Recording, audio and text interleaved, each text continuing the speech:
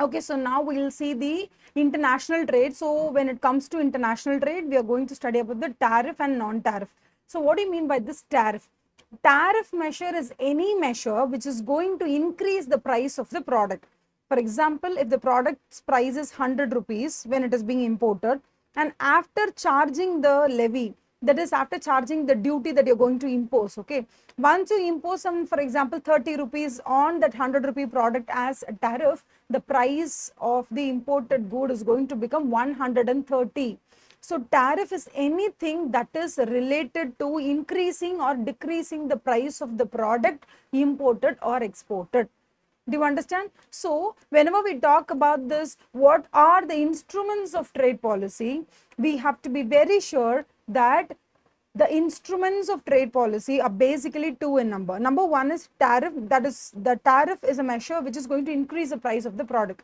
Non-tariff measure will not talk about the price of the product. Rather, it will talk about the nature of the product which is being imported. For example, if there is any harmful effects of the products that is imported, then the government of India or the environmental hazardous, or if the government of India is taking a cue, okay, that the chickens which is being imported from America has some flu or something like that which is hazardous to this domestic environment, then we can say that, okay, no, we are not going to allow you here. We'll have to check all your products. If there is no flu condition in your, in your imports, then we'll be okay. If not, we are not going to import your products. So anything that is related to the quality of the product, that is related to the color of the product, packaging of the product, that is dependent upon the listing of the ingredients, marking, labeling, so which is not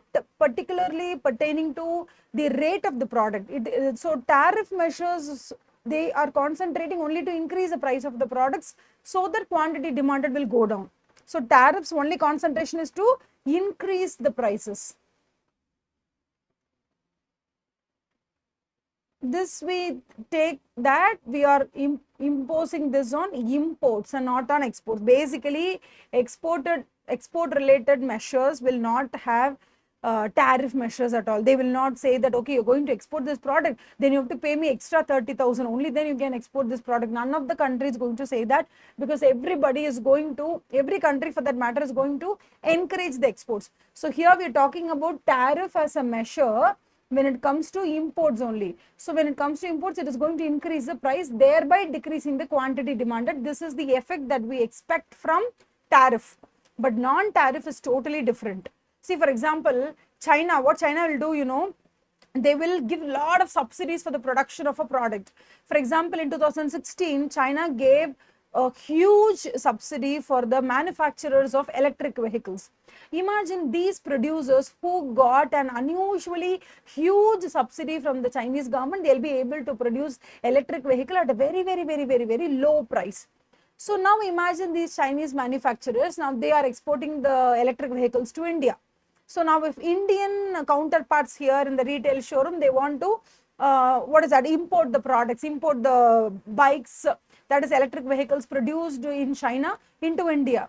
Okay, because of this activity, what happens is that the domestic producers or the domestic manufacturers of the electric vehicle is getting affected. So the government of India, in order to protect the domestic producers who are in a very, very, very nascent stage, they are in like a very childlike or very, very, very budding stage, domestic producers will get terribly hurt if the retailers are allowed to import the Chinese electric vehicle, because Indian government knows that Chinese government is giving unusually huge subsidies to the Chinese manufacturers, because of which the Chinese manufacturers are able to send that product to India at a very low cost. So now, in order to protect Indian domestic market, the Indian government will say China is trying to, okay, China is trying to dump their product to us, okay, with the help of the Chinese government. With the help of Chinese government, they are doing this. So we really have to do something to stop this kind of nonsense from happening, so that the domestic market is protected. So this is called as non-tariff measures, where the measures are being taken not on the scale of just because we want to increase the price or decrease the price. That's not the matter here. The underlying problem is the exporters' mindset, where either because of the help of the Chinese government, the Chinese exporters are exporting to us at a very low cost.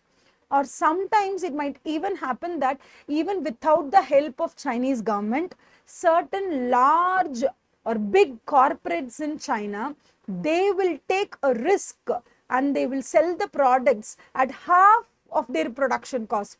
For example, if it takes for them 100 rupees to produce a product, okay, what they'll do is they will sell the product at 50 rupees in India, even without receiving any help from the Chinese government, because they are having a deep pocket, which means they have a lot of money to spend on India and incur losses in India by exporting to India at a very low cost and kill the domestic market in India.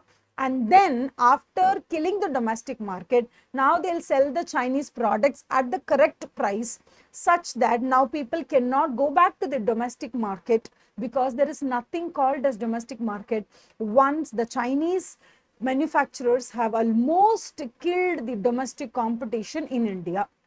So this kind of situation created by the foreigners or foreign producers in our country is very threatening. With or without the support of Chinese government, Chinese wholesalers or Chinese producers are threatening the Indian market.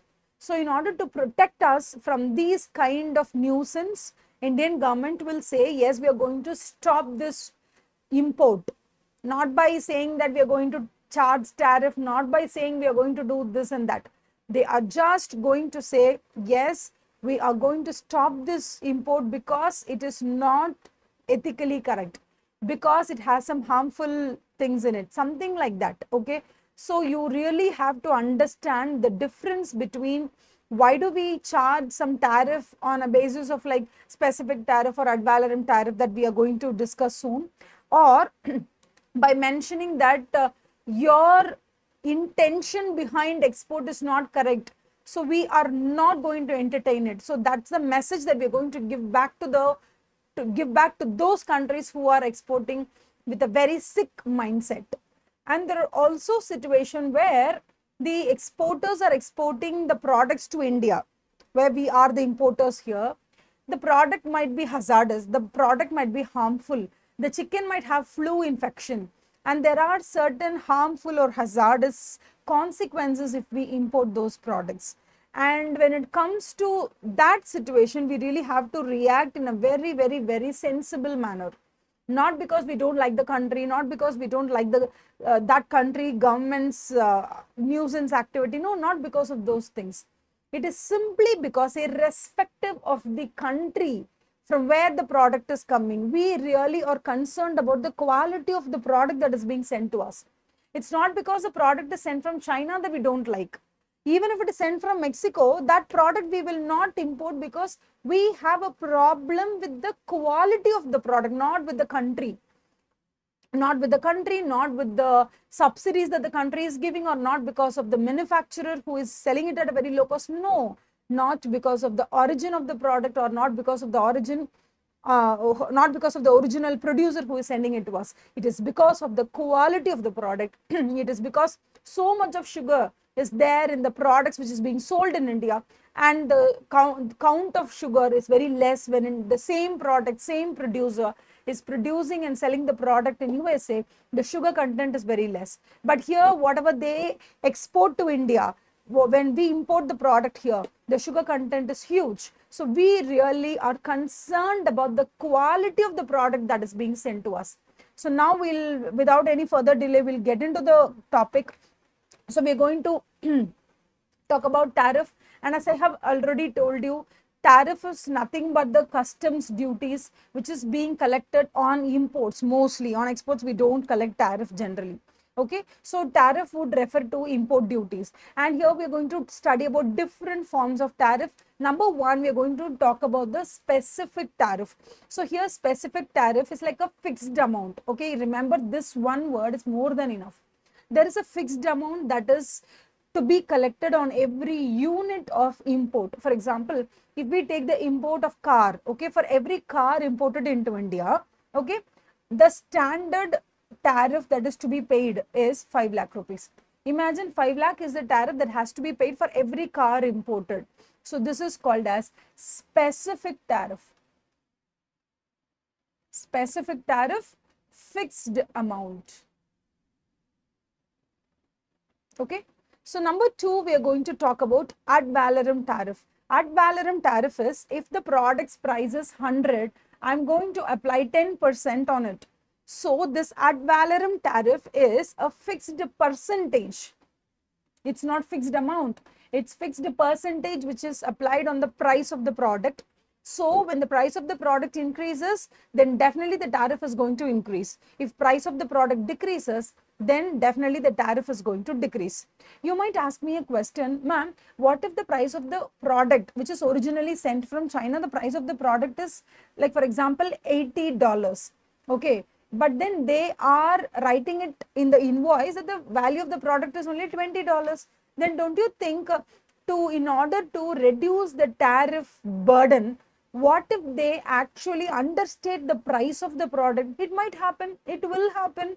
Countries like China will definitely indulge in these kind of nuisance activities. Then what should we do? We should have a customs officer, or we should have any quality officer when it comes to import of those goods, and the quality officers that we have here at our importing end, he should actually check the products, and he should see whether the prices mentioned in the portfolio, whether it is matching to the normal level of prices or is it understated. If it is understated, then a penalty charge will be, it will be accorded to that product. So it is at our end that we have to be very cautious while checking the price of the products that are being imported, because they might be understated from the side of the importer or from the side of the person who is sending it from China. So that it is our precautiousness that is most important to escape that kind of trap. Okay, so here we have this mixed tariff. So what is this mixed tariff? Here, read this. It is expressed on the basis of the value of the imported goods at an ad valorem rate, or at the basis of unit of measure of the imported goods specific duty which generates more income. See, for example, the mixed tariff says A or B, whichever is higher. For example, when you download a car, that is when you import a car, you can either collect 5 lakh rupees, which is a specific duty collected, or you can collect 10% on the price of the product. So price of the product is 5 crore. Okay, price of the product is 5 crore. You apply 5%, you apply 10% or 20%, whatever the percentage is fixed. Okay, so you apply the 20% rate on 5 crore, or you apply this 5 lakh, whichever is beneficial to the Indian government, collect that. So that is called as mixed tariff. So what do you mean by this compound tariff? Compound tariff is like, they will always collect that specific tariff of 5 lakh. In addition to that, they will also collect 5% of the price of the product. So this is A and B. There is both specific product, specific tariff and the ad valorem tariff. Both the taxes will be collected. Okay. You can read this for, if you have any doubt, you can read this. This is what is explained here. Okay. So now we are going to talk about the technical and other tariffs. So what do you mean by this technical tariff? See, for example, technical tariff will be imposed upon the ingredients or whatever is being contained in that product. For example, solar panels are imported. So it will be, say, for every solar panel that is containing a particular ingredient and which is embedded with the 5 batteries or 6 batteries. So for every 5 batteries imported, or for every, see, it is dependent upon some technicality. So that technicality is very important, because at a certain point in time, they might, for example, if we don't allow the import of electric vehicle, then what the Chinese manufacturer will do, he'll send the spare parts to us. Okay, and then after importing the spare parts to India, then he will assemble it here and he'll take us made in India and he will sell it here. So to make sure that none of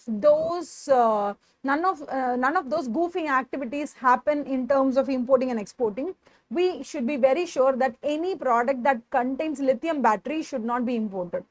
Okay, or if you think that lithium battery, any product that is containing lithium battery should be taken care of, and more tariff should be applied on any product that is containing lithium batteries embedded into it. So when we collect the tariff based on some technicality, it is called as technical tariff.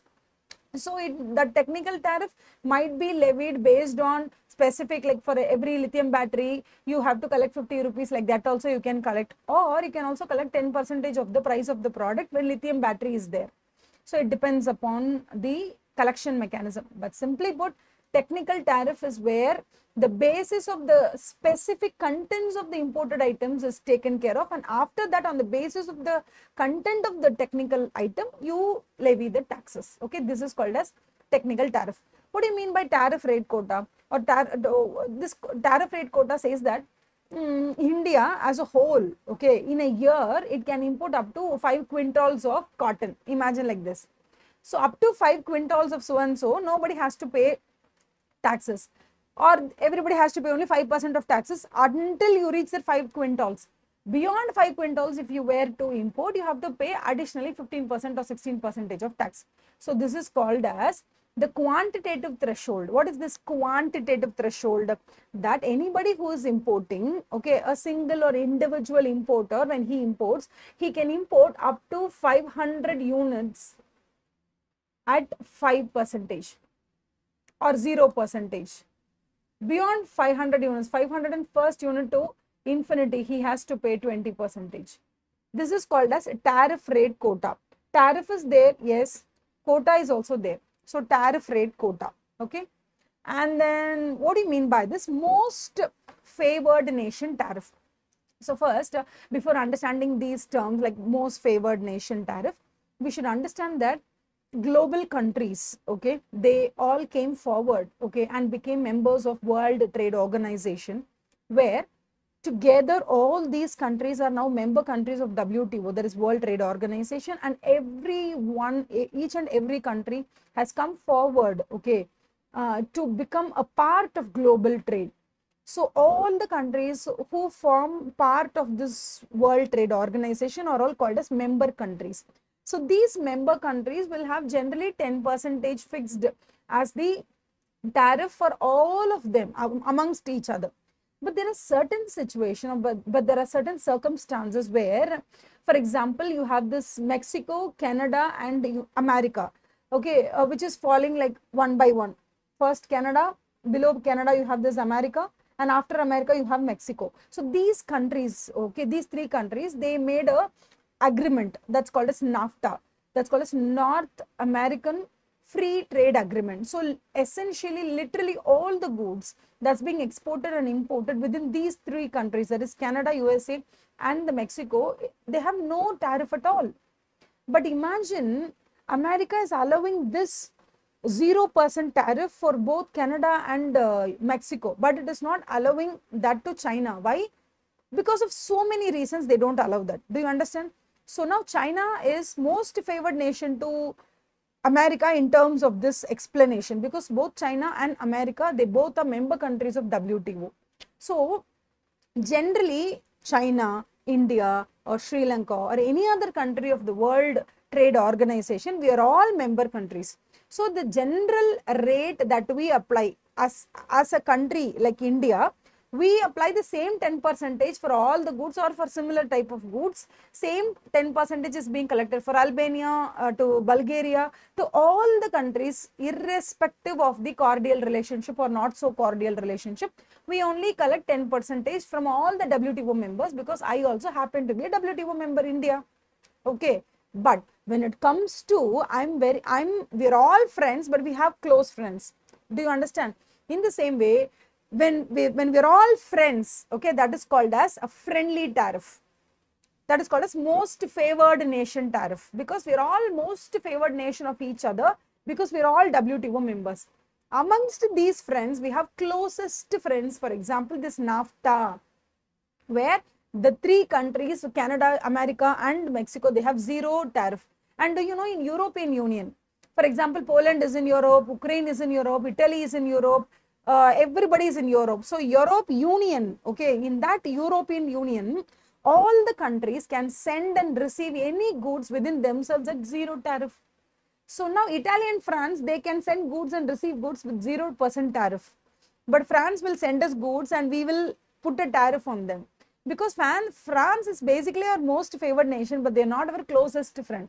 So here, what do you mean by this most favored nation? Most favored nation would mean you're also World Trade Organization member and I'm also a WTO member. So this is a member rate, that's all. Normal member rate. Okay. Do you understand the concept?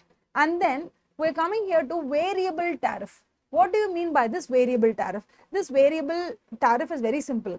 Imagine you're importing a product, okay, and the import product is priced at 100 rupees. And the same product is available in India only at 130 rupees. So what is the tax that India can charge so that the domestic competition is not affected? What government will do is, government will charge 30 rupees as taxes.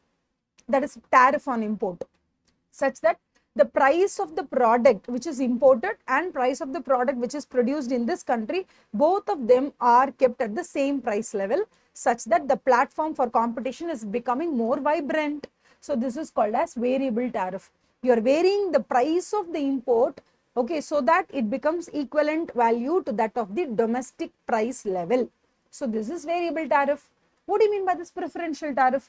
Preferential tariff I have explained to you. Now this is member rate. This is your closest friend rate. For NAFTA, see here I have explained to you what is North American Free Trade Agreement, NAFTA, where these three countries and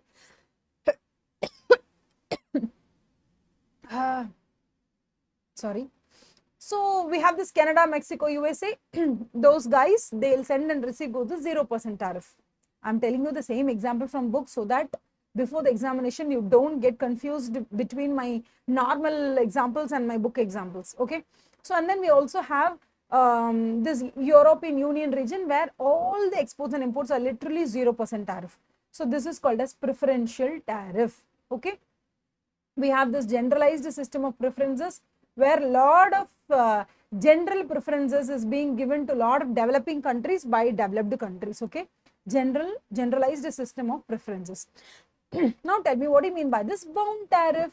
Bound tariff is a tariff which any WTO member cannot impose on any other WTO member beyond the threshold limit. The threshold percentage that any WTO member can charge other WTO member is only 15%. Imagine. Which means if I'm also a WTO member and my I'm exporting the products and he is also my WTO member, would mean two WTO members cannot charge each other more than this bound rate on imports. The import duty cannot exceed 15%. This is called as a bound tariff. Beyond this, no country who is a member of WTO can charge from any other country. Do you understand? This is bound tariff. Do you understand? So bound tariff is 15%, and the friend tariff is that normal all friends will have the same tariff. Okay. But when it comes to a specific product, okay, a specific product and a particular country who is exporting the product to you, you can fix a rate which is less than bound rate. Okay. And when you use that rate which is less than bound rate, and you're applying that rate into your imports, it is called as applied tariff. What is an applied tariff? An applied tariff is the duty that is actually charged on imports on a most favored nation basis. Do you understand? A WTO member can have an applied tariff for a product that differs from the bound tariff for that product as long as the applied level is not higher than the, okay. So here they're talking about the most favored nation tariff. What is MFN tariff? MFN says that which countries promise to impose on import from other members of WTO, okay, unless the country is part of preferential trade agreement. Okay, that this means that in practice, MFN rates are the highest and most restrictive the WTO members can charge each other. Some countries impose higher tariff on countries that are not part of the WTO. So they're talking about all the WTO members will charge only MFN rate, and certain closest friends will charge the preferential tariff. And those who are not at all under the WTO and they're out of the WTO, I'm a WTO member, okay, and I'm transacting with country B and that country B is not a WTO member, then I can charge any rate. There is nobody who is going to ask me any questions because he is not a WTO member. But when the country that I'm transacting with is a WTO member, I can only have most favored nation rate. Okay, so this most favored nation rate is a general rate that we collect for any country. When we come to the closest friends circle, we collect preferential tariff. Sometimes preferential tariffs can be lesser than the MFN rate or even zero also. Okay, and then when we come to bound tariff is the maximum tariff that any WTO member can charge from other WTO member. This is the bound tariff. Okay, so here under this, WTO member binding itself with a legal commitment not to exceed this bound tariff. So what do you mean by this applied tariff? Applied tariff is the tariff that is actually applied in real time, okay, on the other WTO member, which cannot exceed the bound rate, but it can be less than the bound rate. Okay, this is applied tariff. Do you understand? Then when it comes to escalated tariff, what do you mean by escalated tariff? Escalated tariff says that for raw material, if I'm importing raw material, example, cocoa fruit is being imported from Africa, okay, I will collect only 5% on that product because I don't have raw material called as cocoa fruit here. Do you understand? In India? So it is very, very, very important for me to get the raw material. So I charge only less tariff rate on cocoa fruit. Now, if the people of Africa is converting the raw material into cocoa powder, then my rate of tariff here, import duty, will become 20% because now the cocoa powder is an intermediate product which can be easily used directly in the production of cakes and all that. And now there are countries which is actually exporting chocolates to me, which is a finished product. For finished product, I might still collect 35%, which means my tariff escalates with that of the value addition. If value addition is zero, no value addition, simply cocoa fruits are being plucked from the backyards of Africa and it is being sent to India, I will collect only very little taxes. If it is a finished product like a very luxury chocolate, then my collection of taxes is going to be huge. This is called as escalated tariff. Okay. And the next one is prohibitive tariff. Prohibitive tariff is a tariff that you are going to apply on an import such that nobody will ever be able to import it. For example, if product's price is 5 crore, my tax will be 10 crore. If you want to buy, you can buy. It is the tariff is being imposed such that nobody will be able to import. Okay, like that. It is called as prohibitive tariff. And then we are now talking about import subsidies. Sometimes there are certain products that is very important for the survival or existence or operation of India. Okay, so here when we are lurking with this onion shortage, and then we literally want onions from Bangladesh or Nepal or Pakistan or Sri Lanka, now we really have to give subsidies for these imports because we really need onions for our existence. So here in very, very, very rare but possible situation, import subsidies are collected. And now we come to the next topic where tariffs are being collected as a response to that very, very, very cheap-minded government or cheap-minded manufacturer who wants to kill our domestic market, who wants to kill the country. So here we are talking about trade distortion. What do you mean by trade distortion? See, for example, if Chinese are able to, naturally they are able to make a product at 5 rupees. But India is not able to make the product at 5 rupees and we spend 30 rupees for production.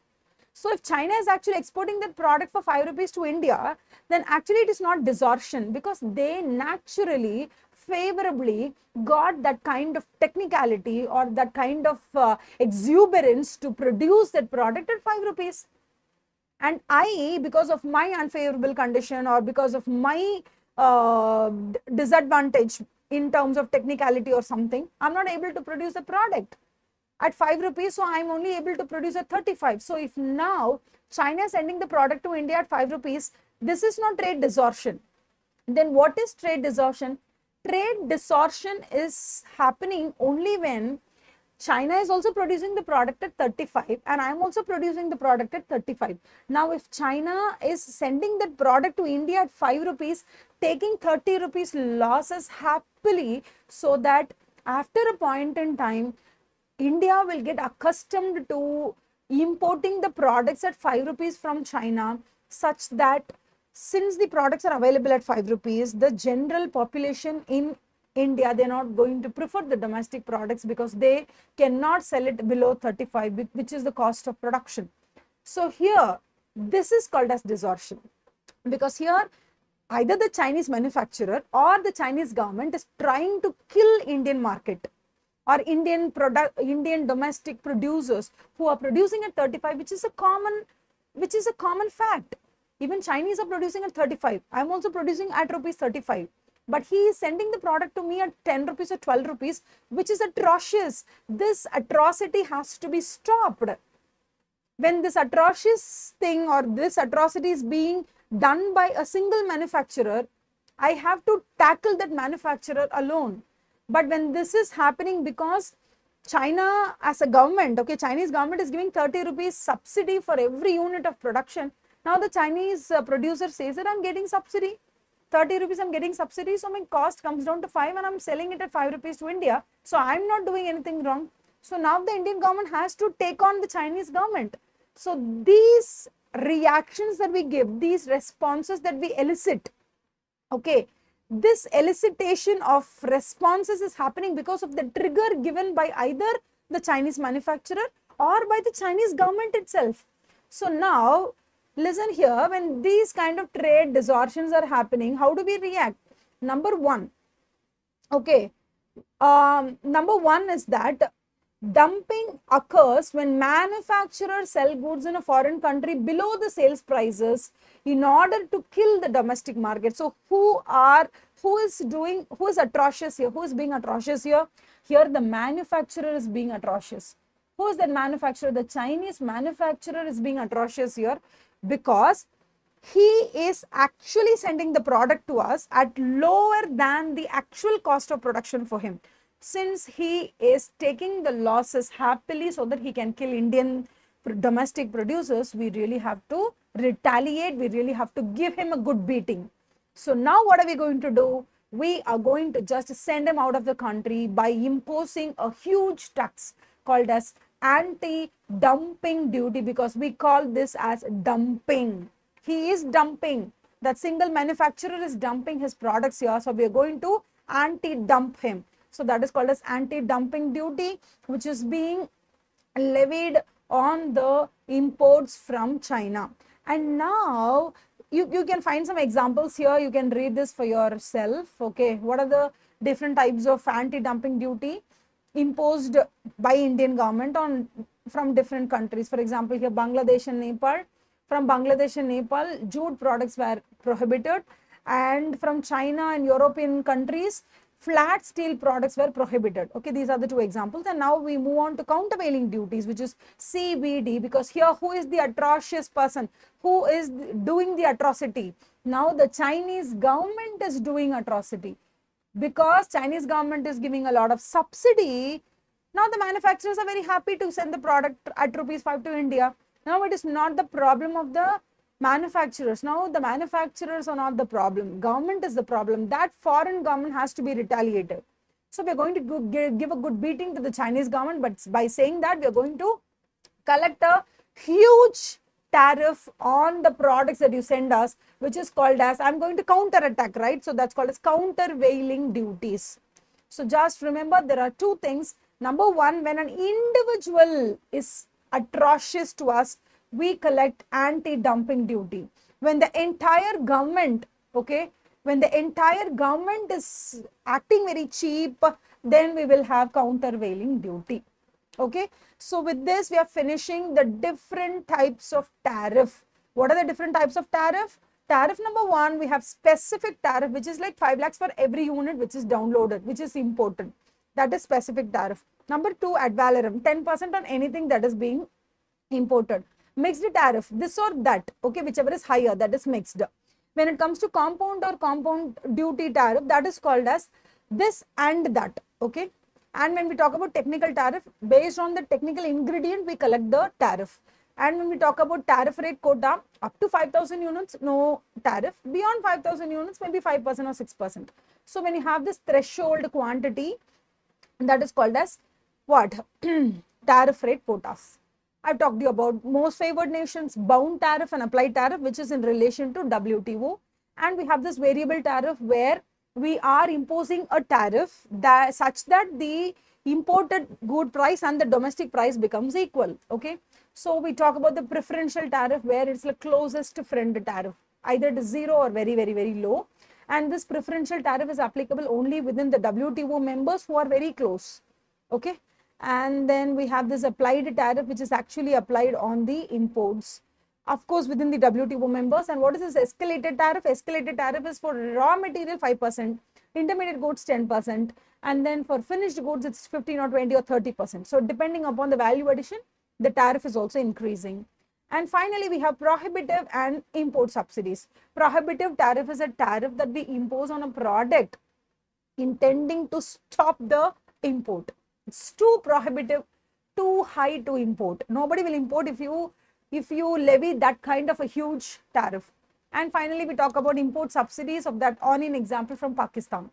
And finally, we have tariff as responses to trade distortion. I've told you what trade distortion is. Trade distortion is an intentional activity performed by a government or by an individual producer. So when this distortion is being triggered by individual producer, we just dump him. Because he's dumping his products into India, we just anti-dump him. And when this is done by the country, central government, or when it is done by the Chinese government or any government for that matter, when government is involved in this atrocity, we just levy the countervailing duties. Okay, with this, we are finishing all the different types of tariff. And next, we'll go to non-tariff measures in the next video session. Until then, it's bye from me. Thank you.